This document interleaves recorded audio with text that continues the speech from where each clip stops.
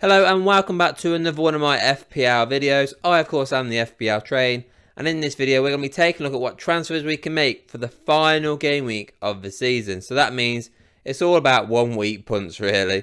But yeah, final game week this week, so realistically what we're looking at in terms of what teams to go for, in my opinion anyway, is go for the teams that they've got something to play for. So obviously the top two teams going for the league, so I have a feeling both of those two teams are going to be scoring goals galore at the weekend. And also another team who, in my opinion, has the best fixture of the weekend. But anyway, before we look at all of those, well, those three transfers, should I say, making out I've done like 600 or 700 on three. We're going to look back on the previous game week, which was an absolute disaster. So bearing in mind, if you look at these three transfers that I recommended last week, it was a double game week for two of the teams anyway that I recommended. First of all, I said take out Fabian Schär because he's out for the season, right? So yesterday, I did this video and I went to release it last night just before the Newcastle game and obviously the Chelsea game, and then I realised that Fabian Schär was on the bench and I went, well, what's going on here? So yeah, last week I said Schär's out for the season, just get rid of him. Well, Schär came back off the bench last night, so he ended up getting on point. So if you did bring in Dan Burn, I mean, it looked like bringing the Newcastle defence was probably the wrong decision yet again. And when you think about it, Newcastle's defence has been pretty crap this season, to be fair.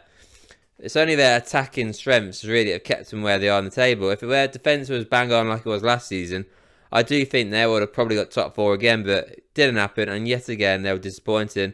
So yeah, 2 games Dan Burn played, and both games he conceded. So he only came away with 3 points overall, where Schär only came away with 1. So if you think about it, if you did make that one transfer, you didn't actually... Well, if you didn't make the transfer, should I say, you only missed out on 2 points. The other one was taking out Luis Diaz, which was the right option. And I said bring in Gallagher just because he was actually in some hot form. I think he scored like 2 goals in 3 games and got an assist as well. So he was actually playing quite well. He had a double game week in 37, so you're thinking, why not go for the gamble? He played last night. You know, yet again, Chelsea won. So they won both their double game week games, and they ended up scoring 5 goals in those 2 games. So you're thinking, well, he must have done well. No, he didn't. The first game he came off early in the 78th minute, which is a bit frustrating.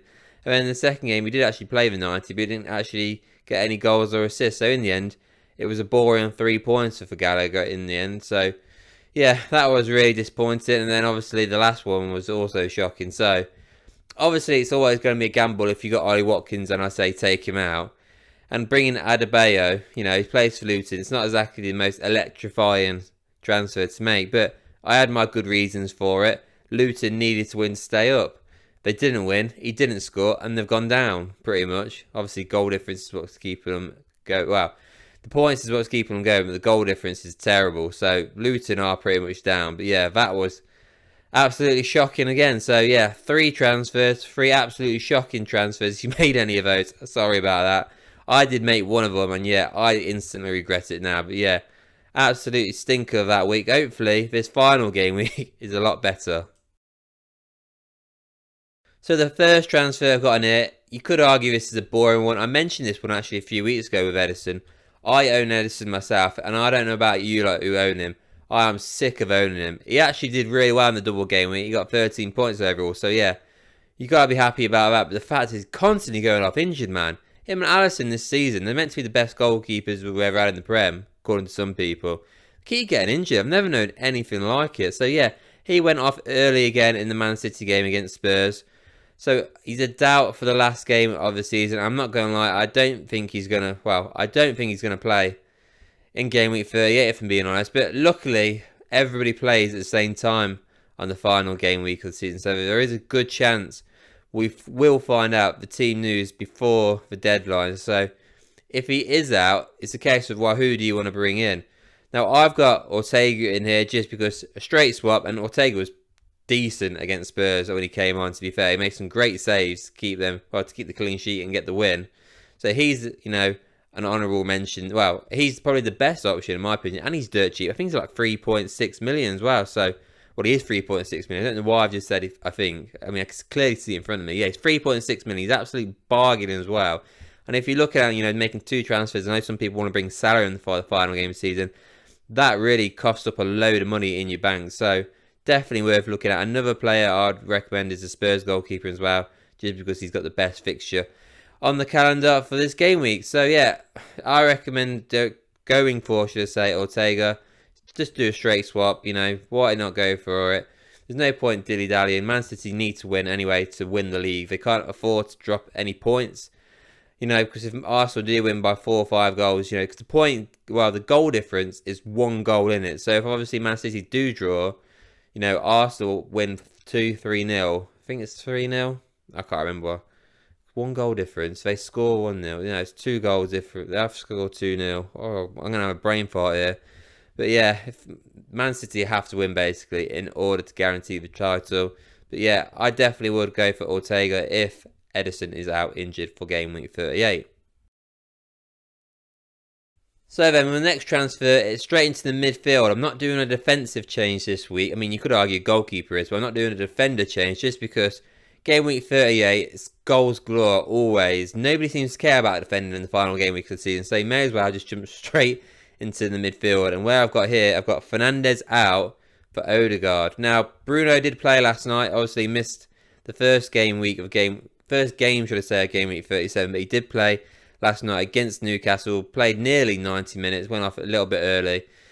Now, will he play against Brighton in the final game week of the season? You know what? I'm not so sure, to be honest. I'm not sure. I wouldn't be surprised if he does, but I won't be surprised if he goes off early, because at the end of the day, United don't. Who cares? The manager must be thinking, who cares where we finish now? Just go for the FA Cup, and that's the big thing, because United do have the FA Cup not long after, so he might not even start. He might put him on in the second half. You just don't know. So at 8.5 million, is it worth the risk? I don't think so. So definitely would recommend taking him out. And Brighton, they not look great, but still, United are also terrible. So that's one thing to consider. The recommendation bringing in is Martin Odegaard. Now, this looks like a boring pick, to be fair. But, like I said, Arsenal earlier, they've got to, 2 teams are in for, they've got something to play for. Arsenal have got to win in order to, have a chance of winning the title. Now, 2 other players I definitely recommend are Kai Havertz, definitely would recommend him, and the big differential is Trossard. I was going to say Anthony Trossard then, I'm going mad. Trossard.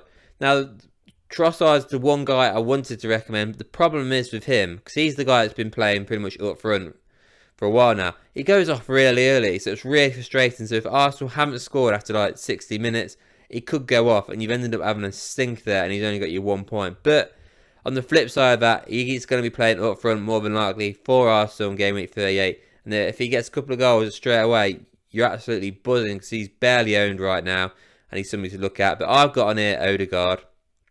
He's captain on Arsenal. He's going to play 90 minutes, that is for sure. Everton at home. Everton are now on their hollybobs, obviously. After that, they're staying up basically at Everton, so clearly they're not going to be bothered now. And obviously Arsenal have to win. Odegaard, like I said, I think he's going to be going mad in this game week. So that is why I've got Odegaard in here. So yeah, I think he's going to smash it. I think Arsenal are going to win probably by 4 or 5 goals, if I'm being honest. So yeah, Odegaard is the guy I've got. But, if you go for Trossard, fair play. So then, for my final change in here, it's going to be another midfield change. I'm not doing a striker change. Now, I know I said it's going to be goals galore in game week 38, but honestly, with the lineup, I'll do a 3-5-2, I reckon, for game week 38 and drop one of the strikers in Isak, Jackson. Obviously, Haaland will start. It's between Isak and Jackson. One's got Brentford and one's got Bournemouth. Both got tricky games, to be fair. And the easiest game, in my opinion, is going against Sheffield United, obviously, and also probably, say, Burnley. Now, Burnley got Nottingham Forest, and I don't fancy going for Chris Wood, if I'm being honest. Spurs, they've got Sheffield United, and Spurs don't actually have a striker. Werner's going to be out, I think, for game week 38, so there's not really an option to go for in terms of forwards. You could go, people say maybe go for Ollie Watkins, but he's got Crystal Palace, and they're in decent form themselves, so there's not a lot of options. So I reckon a 3-5-2 would be decent. Like I said, Werner's out, Richarlison's out, Johnson's going to be starting game week 38 against Sheffield United. Best game to play in the final game week. They're going to be looking for a response after that disappointing performance against Man City. It was Man City, to be fair, but still, I think we all expected maybe a goal or something from Spurs. It didn't happen somehow. So yeah, I do think Spurs are going to score maybe 3, 4, maybe even 5 goals in game week 38. So I definitely would look at bringing Johnson in. He's differential. He's less than 2% owned, which is mad. So for game week 38, I definitely would look at him. And he's dirt cheap as well. He's only 5.8 million. Jared Bowen, quality player, unbelievable player for West Ham. 12% owned currently right now. He's got Man City away. Ain't going to happen, is it? He ain't going to get anything in that game. It's not worth keeping him for game week 38. Do the straight swap for Johnson. You've got plenty of money then in the bank to go for somebody else as well. So yeah, it's an easy decision to take Bowen out and bring in Johnson.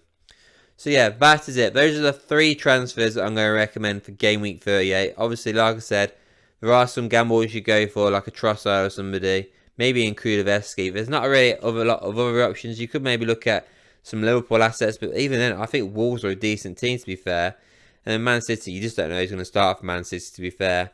So yeah, let me know what you think of these transfers. Let me know what transfers you're looking at doing for game week 38. Yeah, so that is it then for this video. Please don't forget to like this video. Even if you didn't like it, that'd be great. Hit subscribe. And yeah, I'll see you all next season.